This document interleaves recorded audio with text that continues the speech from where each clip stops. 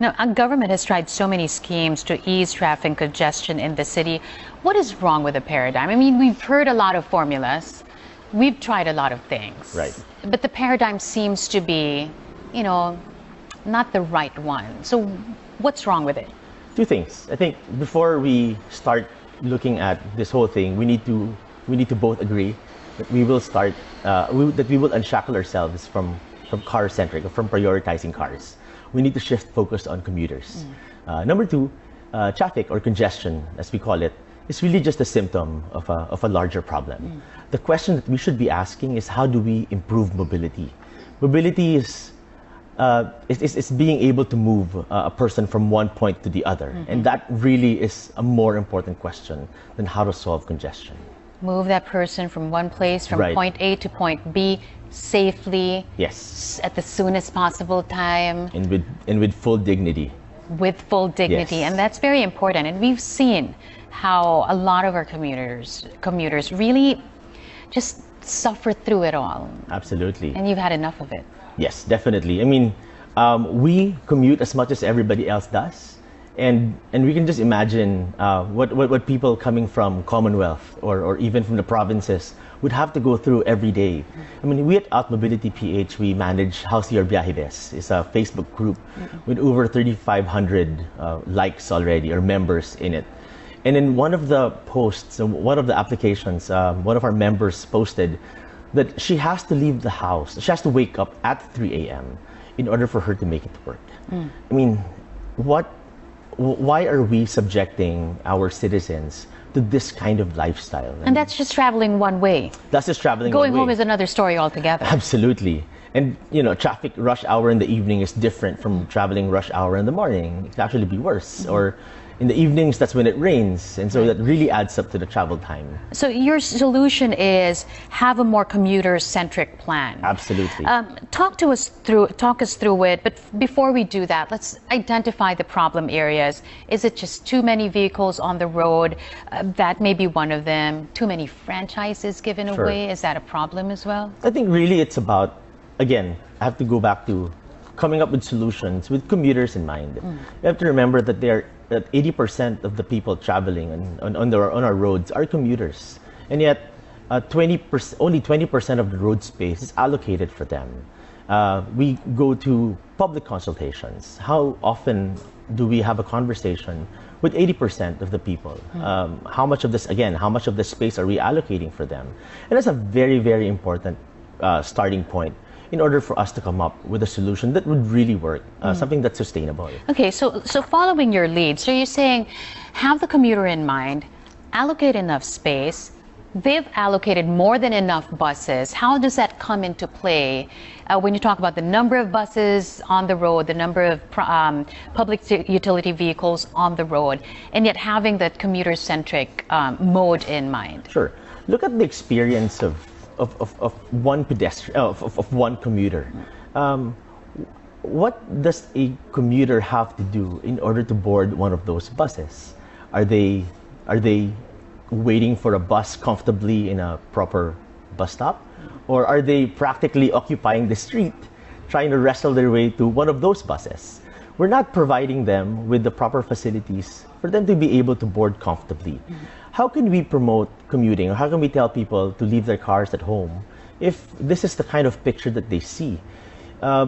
You're going to work on a daily basis, and you'd want to be, one, presentable. Number two, you'd want to have enough energy for you to be able to do your task every day.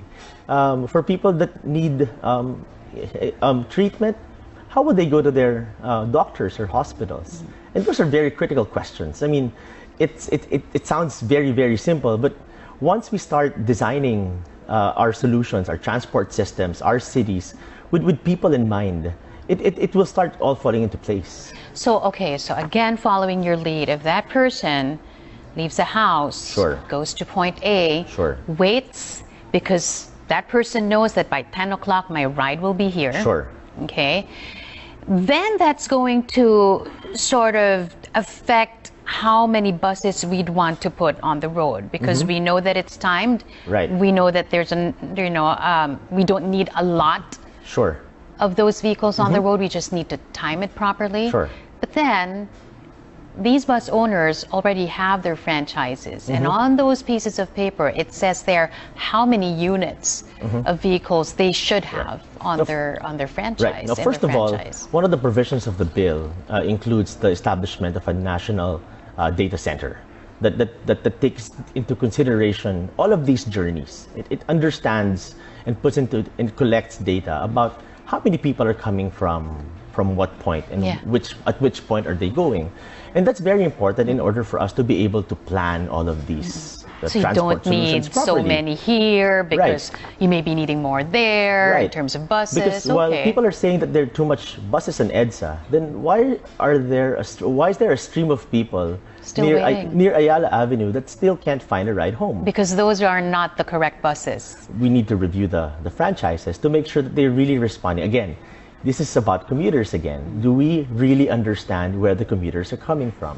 Do we really understand where they need to go? And is the supply going to those requirements? So that's why it's very important to really begin with collecting pieces of data that would guide us. So it has to be a continual process of collecting data in order for us to be able to update all of these solutions. A franchise, for example. I personally am not involved in. I'm not as familiar with the issuance of franchises, so I can't speak too much about that. So you wouldn't, because that's part of the problem as well, right? Right. But you can already see that there is a demand that needs to be met. For instance, there are colorum buses on EDSA, and while that's not allowed, obviously that's what they're called colorums. You can see that there is a need that it's fulfilling. For a mother who's trying to get home to her kids, I don't think she'll look at a bus and go, this is colorum, I'm gonna wait for the next one. So there is a need. There's an urgency for them to get onto that bus, for them to be able to go home and see their family. So yeah. So you want to talk about the Magna Carta for commuters as well. You're pushing that. Yes. You want this to be the primary consideration as authorities craft the transport policy landscape. What is at the core of this bill? At the core of this bill really is designing systems with computers in mind. Our hashtag is commuters naman, and it's really a call for government and our policymakers to really look at the journey of a commuter. How can we make it better? We are not against cars. I want to make that very, very clear. Cars fulfill a purpose. There are distances that cars will be best to cover, and of course there are cases where, for senior citizens perhaps, persons with disability, that cars would be very important. But by studying what the commuters need, what we're doing here is we're providing them with an option to say, you know what, I don't need to bring a car. I can just commute because it's safer, it's more economical for me, and it's just more convenient. And that's what we want to put together, and that's really what we want to forward in this bill. Okay, we're going to talk more about the Magna Carta for commuters in a bit, but first we're going to have to take a quick break. Talk Back on ANC. We'll be right back. Stay with us here, please.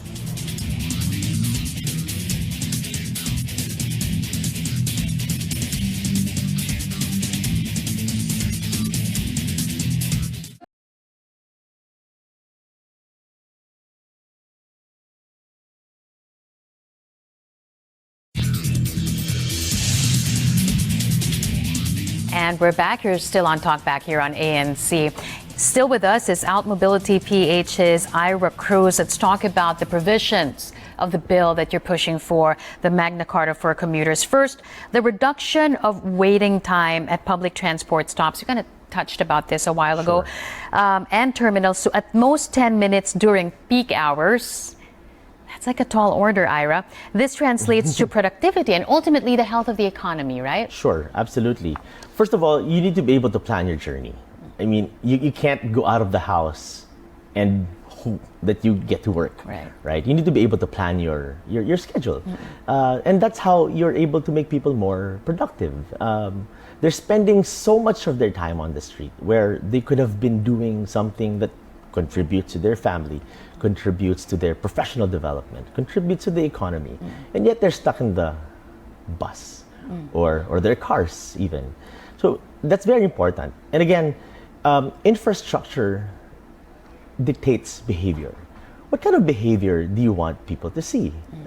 Infrastructure dictates how a city is going to run. So if you really want to decongest the roads, you need to be able to give people an efficient option to take public transport. Think about it this way. For every person that takes a bus, that's one less person that's riding a car. And if you put a bus side by side with a car, that's about 3 cars occupying the same space, and the average of a car is about 1 to 2 persons. So you're actually transporting 40, not even counting the one standing up, versus, let's say, 8 people. And that's a more efficient way of using, a scarce resource like road space. And correct me if I'm wrong, but this is already happening as we speak. I mean, you have the P2P system, and a lot of commuters are happy with it because they can't plan their day. Sure. And you can see that it works, right? First of all, I mean, I take the P2P myself. I mean, I have my electric kick scooter. I ride from my house to the nearest P2P stop. I load my kick scooter, and I know that it'll be in Makati by, say, I can tell them if I get on the 8:15, I'll be there by 9:15. And isn't that something that we want for ourselves? We don't need to wake up at 3 a.m. So what is the problem there? Why can't we seem to replicate this? Well, because again, as you mentioned a while ago, there is that need. Sure. Number one, infrastructure. How much space are we allotting for the 80% of the people that are on the streets? The 80% that commute versus the 20% in private cars are actually given only 20% of the road space. How can you move the buses faster when there's no space for them to move? When they're being corralled on the yellow lane and they can't move? How do you now encourage people to do that? Number two, in the P2Ps, you can see that what it's successfully done is that it's eliminated on-street competition. You don't see P2Ps trying to race each other for passengers.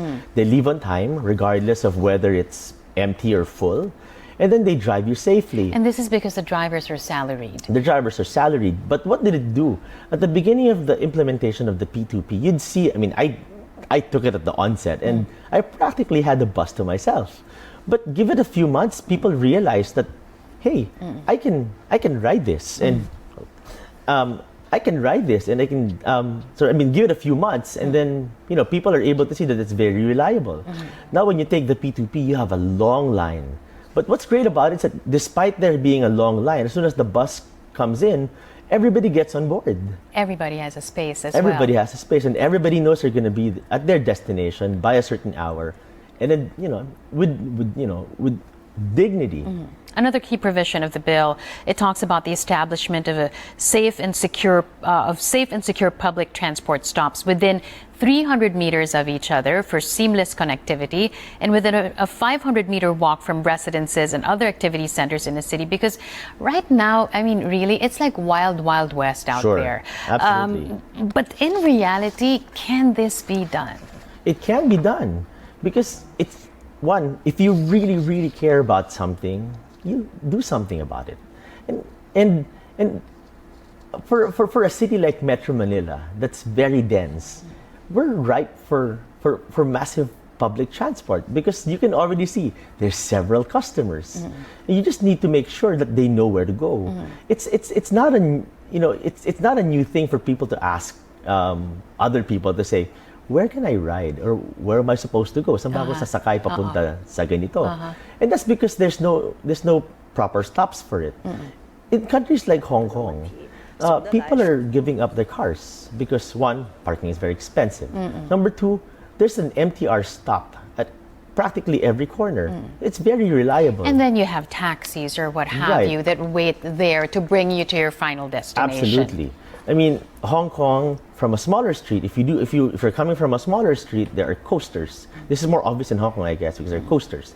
And then it becomes a minibus, and it brings you to the train station. For communities that really has a large population, there's an MTR stop near you. So it's very easy for you. And this is important because these are the things that would make people say, I think I can do without my car today. Right.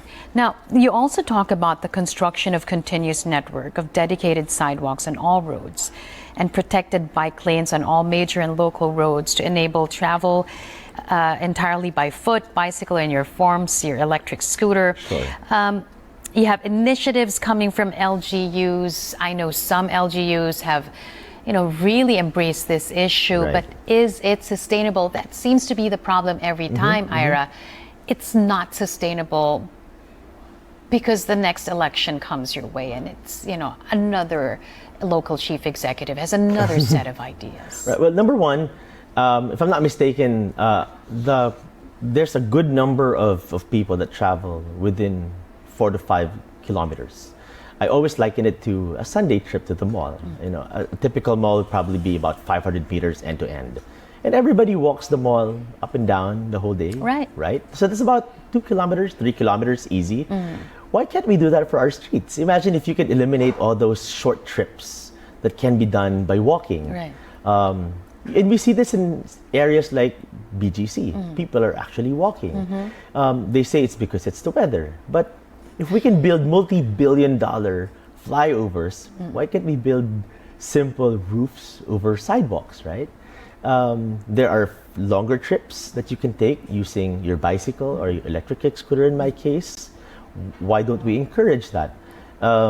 Malls have been very open to accepting electric kick scooters, and that's a win-win situation for them. I have a question about walkways because for some reason, even that alone doesn't have the commuter in mind when they built it, at least most of it. I've seen some that are good. I've walked along some that are okay, but there are some that are like a 5-story building already for you to walk. And then there's not enough facilities for persons with disabilities and all that. So, primarily because the objective is not so much as to give pedestrians a solution. The objective is to prevent them from crossing the street. To get them out of the way. In order to make sure the traffic flows. Right. But you see, that's also another shift. You don't really need to move the cars that much faster.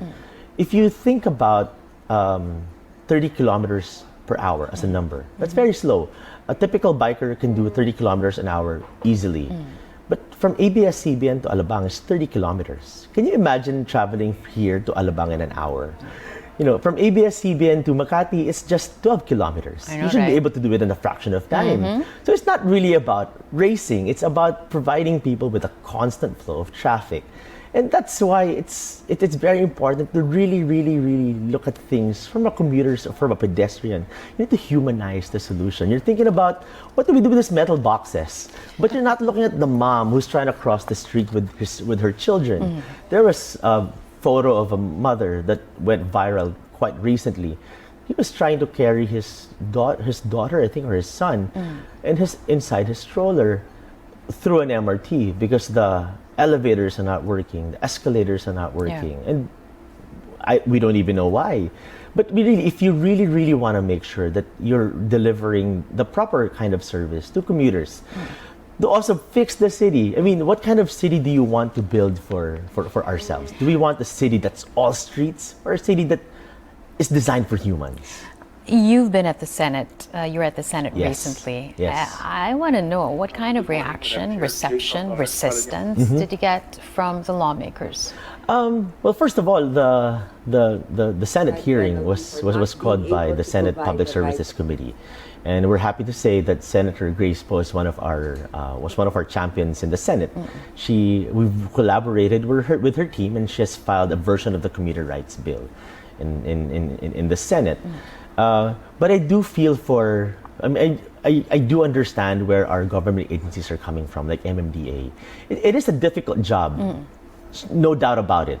And we're willing to help them. We're willing to collaborate with them, and we really, really feel that this bill can really help make not just their jobs easier, but everybody's lives so much better. But it's not just going to be about you and your collaboration with LGUs or whatever. It has to come from the commuters themselves. Absolutely. As a citizen, we decided to do that. We decided to do this. We said at first we just wanted to be able to popularize discussions about transport. This is not just limited to people with degrees in transport economics or people with degrees in urban planning. Everybody's a professional walker. Everybody's a professional pedestrian. Everybody's a professional biker. You kind of know what you need, right? You need continuous sidewalk. You don't fall into a canal. And we decided to take that step further and use what we know as urban transport experts, urban transport practitioners, to try to fix things. I mean, we need to activate our citizenry. So we've done this. We'd like to ask for everybody's help. We can't do it alone. Please write your congressmen, write your senators, pressure them that you want them to really say, commuters naman. Ira Cruz of AltMobility PH, we appreciate you coming to the show. Thanks Thank you again so for much joining for having us. And that's all the time we have. You can catch this episode on I Want or TFC. For recaps and exclusive content, subscribe to the ANC YouTube channel and catch up with us on Facebook and Twitter. I'm Carmina Constantino. Talk to us again next week on TalkBack.